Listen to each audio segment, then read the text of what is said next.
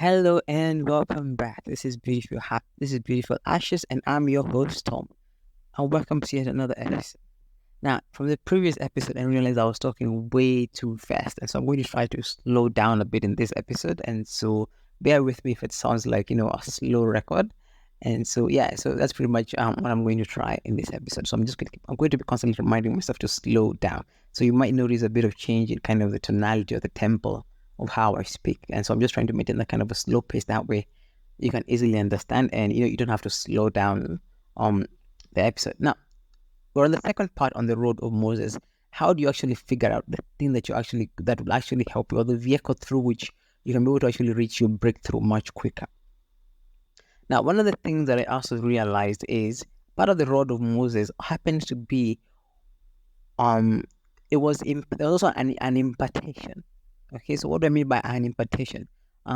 Think of it like when you're born, you're like an empty cup, and the environment that you grow in, including your parents and their own experiences and what they do, will actually be pouring into that cup. And so by the time you've grown up, the cup that you are, or the content of that cup, is actually is also an agglomeration or a gathering or a collection of different sort of inputs from the people who you had around you as you were growing up. And so that's what I mean by an impartation. And so one of the things about the road of Moses, as you notice from my story from the previous episode, is that my dad owned a cyber cafe. And so you find that his rod was something to do with the computer and internet. Okay. And so he was majorly the one who was kind of involved in my life at that time, as well as my grandma, because I was raised by my grandma, and her role was kind of business. She was actually doing she was a businesswoman. And so now you have two things that were actually pouring into my cup even as I grew up. And so you find that the most important part of your youth, especially before you get to the age of 18, or you're still maybe in your high school, or you're in junior high, high school, or whatever it is, just before the age of 18, or you're still studying, what you realize is the people around you have a huge impact in kind of defining the kind of path that you actually choose, or the kind of path that has actually been laid out for you by God, even as you grow up.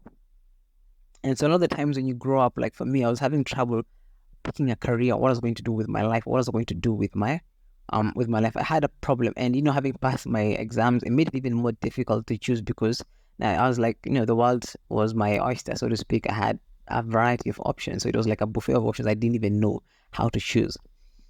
And this kind of reminds me of something about choice paralysis. Anyway, we'll talk about that later on. And so what happens here is, so my dad had a cyber cafe, so he was into computers and the internet. Okay. My grandma was also the one who raised me, and she, on the other hand, was doing business. And so I was learning from these two people. And so you realize, even me coming to start this podcast, it is a kind of a cocktail involving computers, or technology, the internet. So you can sum it up as technology and business. And so you can combine the two to have entrepreneurship in kind of the field of technology, and which is pretty much what I'm going to be teaching you guys in this episode. So you even find that even this podcast itself is kind of a different manifestation of the same kind of cocktail that was poured into me while I was growing up. And so you realize the other thing about the other side of the road of Moses also has to do with how you grew up, or where you grew up, or the people who were around you when you were growing up. And so you find that maybe you were brought up by a teacher. Maybe your mom or your dad was a teacher and the other one was a doctor.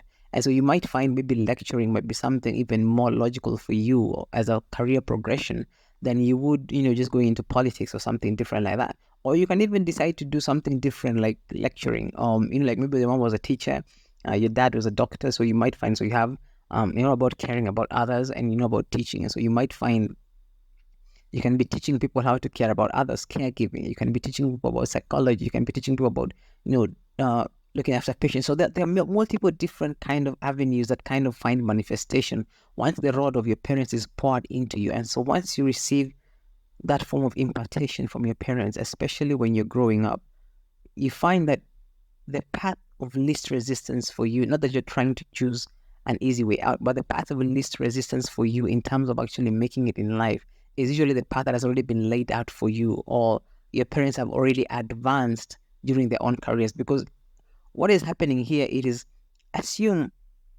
think of it this way, think of it like your parents, whatever they choose to do for their careers or for money, think of them as creating a roadway, or not a roadway, or creating a highway. And so they've already they've already gone ahead of you. There's already covered, like, maybe it's like a 10-kilometer roadway that they've actually, or path that they've actually laid out for you. And so they've done it. They've laid, they've done the groundwork. They've poured the building material and everything else. I don't remember the name, so just forgive me for that. But so they've already done the whole work of kind of creating the pathway. Okay, so the road has already been built. Now, for you, when you try to do something totally or radically different from them, what you try to do is create your own pathway in a new forest so it becomes like you're trying to create a pathway in uncharted territory, or in a territory that has not been broken ground. And so it's kind of virgin land, so to speak. So you're trying to actually break through. And so you find it will take you much longer, and the resistance you're going to face is going to take you, because the resistance you're going to feel, because it is new ground. So you pretty much think of it like trying to create a pathway through the forest that has never been walked on, or nobody has ever created a pathway. So you're becoming the pioneer. Okay. And the thing about pioneers is their journey is hard, and it takes a lot of time and effort to actually break through, which you don't necessarily have to go through. Now, you might want to do it by yourself, and that is okay. However, be prepared to actually spend a lot of time. So think of it like the Wright brothers. When they created the airplane, it took them years to actually create an airplane, but afterwards it became much easier and took a much shorter time, because people they didn't have to reinvent the wheel. What they did was they already chose a wheel that was already invented, and they just modified it. Okay. And so it's the same thing when it comes to the road of money, or the road of Moses, in terms of kind of the career, or the way for you to actually break forth, or to actually get your breakthrough, or to actually kind of make money and start a business. So instead of actually trying to charter a new territory, why don't you just advance the road that your parents had already created for you? And so you find that maybe they spent 30 years of their life, or 20 years, or whatever, how long it took them actually before your time, or even during your time. So maybe they're 70 years old or 60 years old, doesn't matter. And so whatever time that they took to actually pave that road for you, they actually paved that road for you. And so instead of trying to go and pave a new pathway, you can just piggyback on the road that they've already created and just advance it to the next level. That way your kids don't have to begin from the start.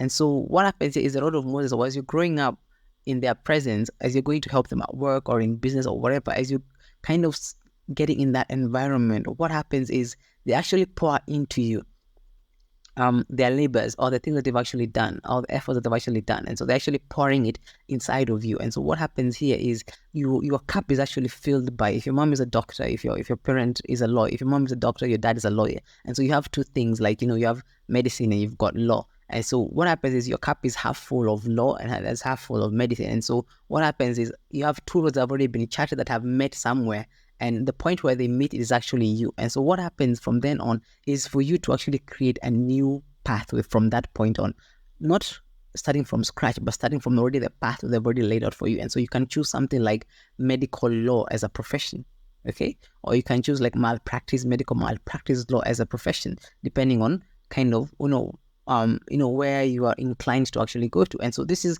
kind of the thing that is happening with the road of Moses. So you find that Moses was brought up in royalty. He was brought up in a home, and so he was brought up inside of the king's palace. And so he grew up with Pharaoh and and the princes and whatnot. So he was taught to become a leader.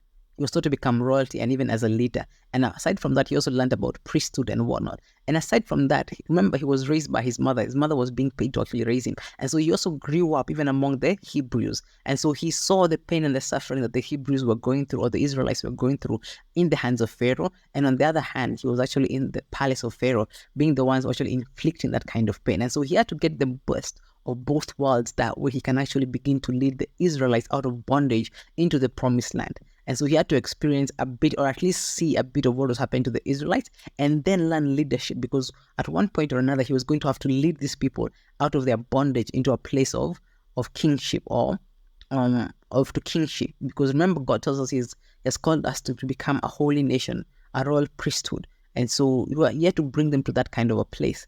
And so he had to experience both worlds. And so if you find the road of Moses, it had to do with two things. Number one, he had to learn about the Israelites. Number two, he had to learn about being in the palace and being brought up as a king. And then he combined the two to actually lead the Israelites to becoming kings, to help them transition between being slaves and becoming a king.